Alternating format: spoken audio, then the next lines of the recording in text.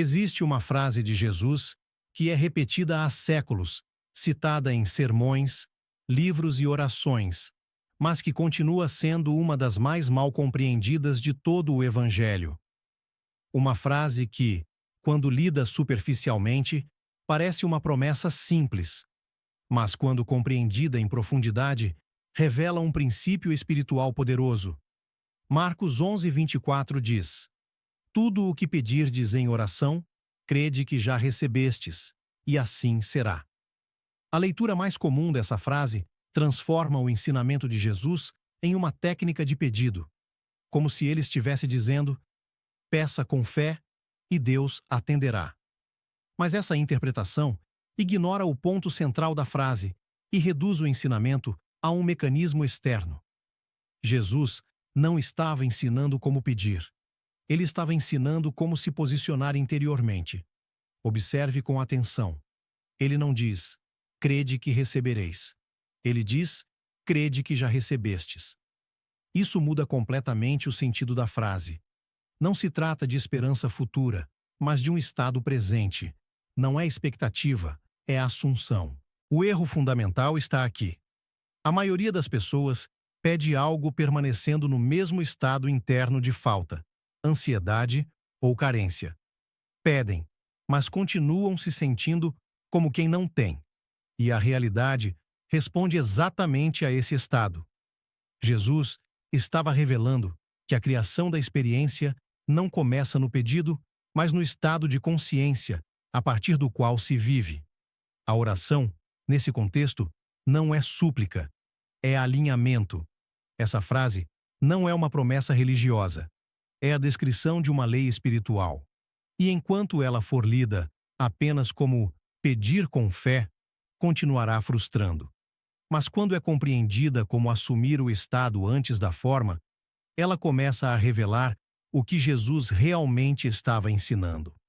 Para compreender corretamente a frase "tudo o que pedirdes, crede que já recebestes", é indispensável olhar para o contexto em que Jesus a pronuncia. Ela não surge isolada, nem como um conselho genérico sobre oração. Ela aparece logo após um episódio específico: a figueira que seca. Jesus se aproxima de uma figueira que aparentava ter folhas, mas não tinha fruto. Ele a amaldiçoa. E no dia seguinte, os discípulos percebem que a figueira secou desde a raiz. Diante do espanto deles, Jesus não comenta o milagre em si. Ele não se detém no efeito externo. Ele aponta para o princípio que o gerou. É nesse momento que ele diz: em verdade vos digo, se alguém disser a este monte, ergue-te e lança-te no mar, e não duvidar em seu coração, mas crer que se fará o que diz, assim será. E logo em seguida, tudo o que pedirdes em oração, crede que já recebestes. Aqui está a chave. Jesus não está ensinando a provocar milagres isolados. Ele está ensinando como a realidade responde quando não há divisão interna. A figueira não seca porque Jesus pediu. Ela seca porque não houve dúvida, conflito ou espera. O estado interno estava alinhado com a palavra. A figueira com folhas e sem frutos é, inclusive, um símbolo poderoso. Aparência externa sem correspondência interna. Jesus está mostrando que a realidade responde à raiz, não à superfície, ao estado, não ao discurso. Por isso, ele enfatiza não duvidar no coração. O coração, na linguagem bíblica, representa o centro do ser, o lugar da convicção profunda. Não se trata de crença mental, mas de coerência interior. Esse contexto revela que a frase não é um incentivo ao desejo, mas um convite à integração interna. Quando não há separação entre o que se diz, o que se sente e o que se é, a realidade responde. Jesus está ensinando que a oração eficaz não nasce da esperança de receber algo no futuro, mas da posição interior que já se encontra alinhada com aquilo que se afirma. Depois de entender o contexto da figueira, fica mais fácil perceber onde a maioria se perde. O erro não está em pedir. O erro está em pedir a partir do estado errado. Existe uma diferença profunda entre desejar algo e viver a partir do estado de quem já o possui. O desejo, por si só, nasce da falta. Ele parte da percepção de que algo está ausente. Quando alguém pede desejando, mesmo com palavras bonitas ou intenções sinceras, continua afirmando internamente: eu não tenho. E a realidade responde exatamente a isso. Jesus nunca ensinou que o desejo cria. Ele ensinou que o estado cria. Por isso ele diz: crede que já recebestes. Não é uma instrução para imaginar algo distante, mas para assumir internamente a posição de quem já está alinhado com aquilo que afirma. Não se trata de convencer a mente, mas de eliminar a divisão interna. Mateus 9:29 reforça esse princípio quando Jesus diz: segundo a vossa fé, vos seja feito. Aqui, fé não é esperança futura. Fé é convicção presente. É a ausência de conflito interior. Quando a pessoa pede algo, mas continua sentindo medo, dúvida ou ansiedade, o estado interno contradiz o pedido. E a realidade segue o estado, não as palavras. É por isso que tantas orações parecem não funcionar. Não porque não foram ouvidas, mas porque foram feitas a partir da carência. O pedido nasce de um lugar, mas o estado permanece em outro. Jesus está mostrando que a criação da experiência não acontece no momento do pedido, mas no momento em que o estado interno se torna coerente. Quando não há separação entre o que se sente, o que se acredita e o que se afirma, a realidade responde naturalmente. Criar não é pedir mais forte. Criar é viver a partir do estado certo. A expressão crer que já recebeu costuma ser entendida como um exercício de imaginação ou como uma tentativa de convencer a mente de algo que ainda não aconteceu. Mas essa leitura reduz completamente a profundidade do que Jesus estava ensinando.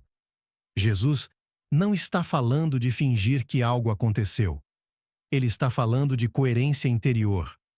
Quando ele diz: crede que já recebestes, está apontando para um estado em que não existe mais espera. Não porque o resultado já esteja visível, mas porque internamente não há mais divisão. A pessoa não está pedindo e, ao mesmo tempo, duvidando.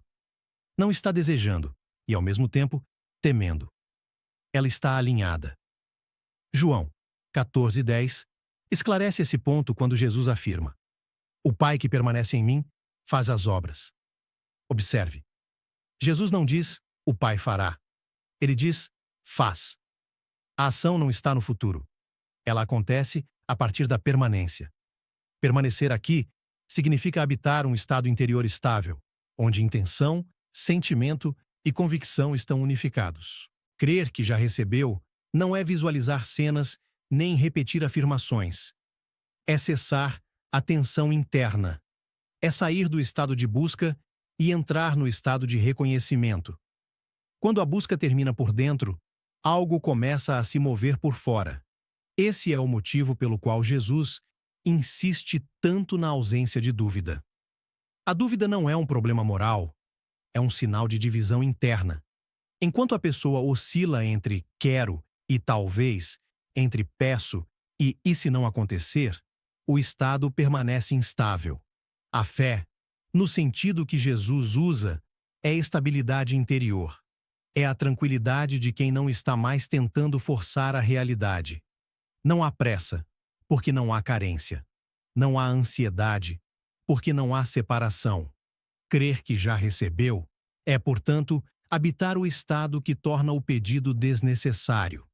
E quando esse estado é assumido, a realidade responde como consequência natural, não como favor concedido. Se Jesus ensinou um princípio tão direto, por que tantas pessoas pedem e não veem resultado? A resposta não está em falta de merecimento, nem em erro moral, nem em ausência de fé religiosa. Está em algo muito mais simples e mais profundo: incoerência de estado. A maioria pede, mas continua vivendo a partir da falta. Pede, mas permanece em ansiedade. Pede, mas observa o mundo esperando sinais imediatos. O pedido é feito com palavras, enquanto o estado interno continua dizendo o oposto. E a realidade responde ao estado, não ao discurso. A própria Escritura aponta isso com clareza. Tiago 1, 6, 7 diz: Peça, porém, com fé, não duvidando, porque o que duvida é semelhante à onda do mar, levada e agitada pelo vento. Não pense tal homem que receberá coisa alguma. Aqui, duvidar não significa questionar intelectualmente, significa oscilar internamente, ir e voltar entre confiança e medo, entre certeza e carência. A pessoa pede, mas continua emocionalmente identificada com a ausência. O coração pede uma coisa, mas o estado sustenta outra. Jesus já havia mostrado isso ao falar do coração como centro da criação da experiência. Não é a mente que cria sozinha, nem a emoção isolada, mas a unidade interna. Quando mente, sentimento e intenção estão desalinhados, o pedido se dissolve.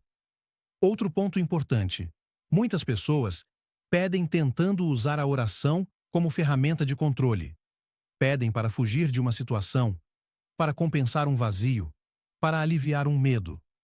Nesse caso, o pedido nasce da reação, não da consciência. E a reação nunca cria algo novo. Ela apenas perpetua o estado que a gerou. Por isso, Jesus insiste tanto na paz interior, no silêncio, na confiança, não como virtudes morais, mas como condições internas. O pedido verdadeiro nasce quando não há mais urgência, quando o estado já está estabilizado, quando a pessoa deixa de tentar convencer a realidade e passa a cooperar com ela. Pedir e não receber não é sinal de fracasso espiritual. É apenas um indicador. O estado interno ainda não corresponde ao que está sendo pedido. E isso não se corrige pedindo mais, mas reposicionando-se por dentro. É esse ajuste silencioso que transforma o pedido em consequência. Quando Jesus diz: tudo o que pedirdes, crede que já recebestes, ele não está oferecendo uma técnica isolada, mas descrevendo uma lei espiritual que opera de forma constante. Essa lei é simples. A realidade segue o estado que é sustentado. Primeiro vem o estado, depois a forma. Primeiro, a convicção interior, depois, a experiência externa. É por isso que Jesus organiza seus ensinamentos sempre do invisível para o visível. Ele não começa pela mudança das circunstâncias, mas pela mudança do centro interior. Quando esse centro está estável, a realidade se rearranja como consequência, não como concessão. Mateus 6,10 resume essa lei com precisão. Venha o teu reino, seja feita a tua vontade, assim na terra como no céu. O céu representa o estado interior alinhado. A terra, a experiência vivida. A ordem nunca se inverte. Tentar mudar a terra sem tocar o céu é esforço. Alinhar o céu interior e permitir que a terra responda é cooperação. Essa é a diferença entre lutar com a vida e viver em acordo com ela. A lei não responde à intensidade do pedido, mas à coerência do estado. Não responde à pressa, mas à permanência. Não responde ao controle, mas à confiança silenciosa. Por isso, Jesus associa a fé à ausência de dúvida. Dúvida não é questionamento, é divisão. Quando há divisão interna, a lei não encontra direção clara. Quando há unidade, a resposta é inevitável. Essa lei não escolhe pessoas, não favorece algumas e rejeita outras. Ela opera igualmente para todos. O que varia não é a lei, mas o lugar interior de onde cada um vive. Compreender isso muda a oração. Ela deixa de ser tentativa de convencer o divino e passa a ser ajuste de posição, um retorno à coerência, um alinhamento interno que por si só começa a mover a experiência. É essa lei, simples, silenciosa e constante, que Jesus estava revelando. E é por isso que a frase só funciona quando deixa de ser repetida e passa a ser vivida. Quando tudo o que foi visto até aqui se integra, a frase de Jesus deixa de soar como promessa e passa a ser compreendida como descrição de uma lei. Tudo o que pedirdes, crede que já recebestes. Não é um convite à esperança futura, mas um chamado à mudança de posição interior. Jesus não estava ensinando como pedir melhor. Ele estava revelando que a experiência muda quando muda o lugar de onde se vive. O pedido não cria a realidade. O pedido apenas denuncia o estado interior. É o estado que cria. Quando alguém pede a partir da falta, sustenta a falta. Quando alguém pede a partir da coerência, a realidade responde. Não por mérito, não por intervenção externa, mas por alinhamento. Essa frase só começa a operar quando deixa de ser repetida como fórmula e passa a ser vivida como postura. Quando o estado interno já não contradiz o que é afirmado. Quando a ansiedade cede lugar à estabilidade. Quando a tentativa de controlar dá lugar à confiança silenciosa. Nesse ponto, algo muda de forma natural. A vida deixa de ser um campo de insistência e passa a ser um campo de resposta. Jesus não prometeu que tudo aconteceria como desejo pessoal. Ele revelou que a realidade se organiza de acordo com o estado que é sustentado. E esse ensinamento não exige esforço, nem tensão, nem convencimento. Exige apenas honestidade interior. Talvez a pergunta mais importante nunca tenha sido o que pedir, mas de onde se pede. Quando esse lugar muda, tudo o mais começa a se reorganizar. Se este conteúdo trouxe clareza, talvez não seja por acaso. A Bíblia guarda camadas de significado que vão muito além da leitura literal, e cada vídeo aqui é um convite para desmistificar essas camadas e compreender os princípios que atravessam os textos antigos. Se você sente que esse caminho ressoa, se inscreva no canal. Assim, você continua acompanhando as próximas reflexões, interpretações e revelações que conectam Bíblia, consciência e realidade. E para quem deseja ir além da compreensão intelectual e se aprofundar nas leis universais que organizam a experiência humana, existe um caminho estruturado para isso. O acesso ao curso está disponível na descrição do canal. Seguimos desvelando, passo a passo, aquilo que sempre esteve à vista, mas raramente foi visto.